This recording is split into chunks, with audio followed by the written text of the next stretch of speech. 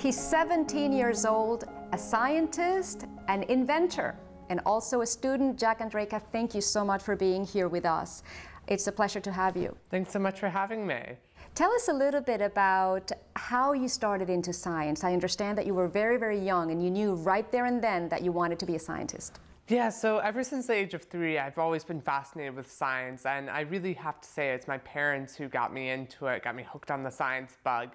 And I suppose it really started with just really rudimentary experiments like Coke and Mentos and just ordinary stuff like that. But eventually it just really caught on, and I just became so thrilled with doing science experiments, and I just kept doing more and more science, and here I am today. So you had a great idea, almost a world-changing idea, I would say. Tell us a little bit about that idea.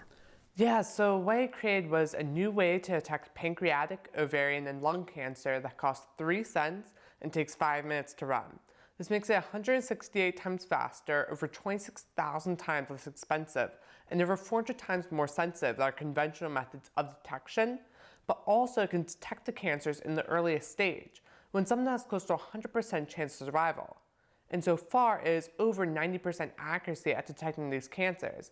And all it really is this tiny sheet of paper that's about the size of a diabetic test strip. And you just take a drop of blood, you put it on it, and you measure the change in electrical properties, and you can instantly see whether or not you have the cancer. What inspired you to pursue this specific idea? So I was really inspired to work on pancreatic cancer diagnostics after the death of a close family friend who was like an uncle to me. And what happened is when I was about 13, he passed from pancreatic cancer. It was just detected too late. And that's really the case with the vast majority of pancreatic cancers. 85% of them are diagnosed late, when patients have less than a 2% chance of survival. And there's really no way of detecting it in the earliest stages right now. So that's what I set out to do, and here I am. And did you have any knowledge when you began about cancer, about what to look for or what you needed? How was that first day when you decided, I'm going to pursue this? That's one of the craziest things about my story, is that I literally had no clue about anything about cancer biology. I mean, I didn't even know what a pancreas was at the time. And so for me to go from that to be able to discuss these really advanced topics in cancer, I mean, that was really cool to me. It was just kind of this personal evolution, and it all happened thanks to the internet, really. And you were only 15 years old, and yet you had the internet, like you just said. Yeah. So I guess Google, Wikipedia were some of your sources? Yeah, essentially Google and Wikipedia were a high schooler's best friends for information, and I could find anything I needed, and it was at my fingertips in my mobile phone, and I could instantly see it. I mean, today we have more information in our pockets than President Clinton had only a few years ago, and that to me is amazing and world-changing. So Google and Wikipedia were some of the sources that you went to and were crucial for your research, and that's basically free information out there. What is your view on open knowledge? Are we doing enough open knowledge? So I'm a huge proponent of open access to scientific information in particular, just because science is this cumulative process. I mean, there's a saying, I've only seen so far because I've stood on the shoulders of giants. And you need that past work in order to advance your own work. But what essentially is happening right now, particularly with scientific knowledge and information in general, is it's being locked up, it's being commoditized. And what's happening is we're placing paywalls on it. That means you have to pay $35 or some large fee in order to get access to a single article.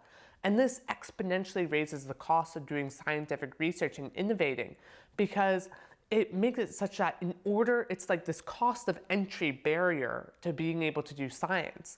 You have to pay some huge amount of money in order to get the background information that's necessary to innovate.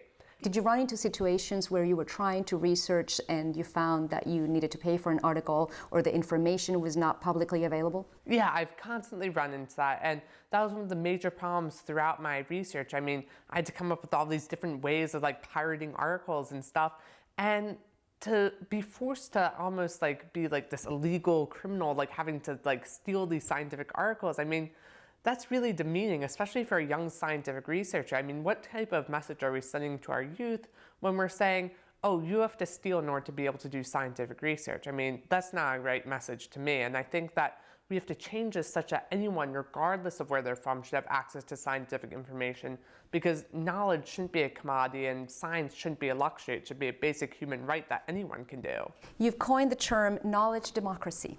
Tell us what that means. So right now we're actually living in a knowledge aristocracy, where only 0.008% of the world's population. Those are the only people who can access scientific information. That's like taking 80 people off the street of New York City and saying, you guys, out of the tens of millions of people out there, you guys are the only ones allowed to access scientific information. Everyone else, too bad for you. And then you have 85% of the world's population, 5.5 billion people, who lack access to the internet whatsoever and are living in knowledge poverty.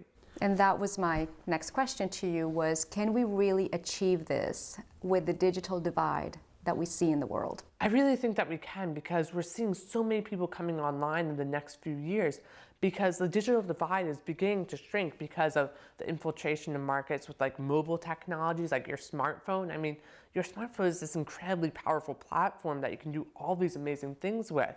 I mean, you have so much information in the palms of your hands with that. And so by having that, we're going to have so many people coming online, and we'll see those numbers of people who aren't connected begin to fall. And then at the same time, we have this massive movement towards open access publishing, where regardless of where you're from, you can access that scientific information and thus can do scientific research. And it's really breaking down the barriers to innovation such that anyone can innovate. Is this a cause you're going to push for, you're going to promote? Definitely. And right now, actually, we had some exciting news in the past year. We actually got an executive order issued by the White House that said all federally funded research has to be freely available to the public. And while that's still being implemented, it was very exciting to see President Obama push for that. Thank you so much, JackAndraka. Thank you.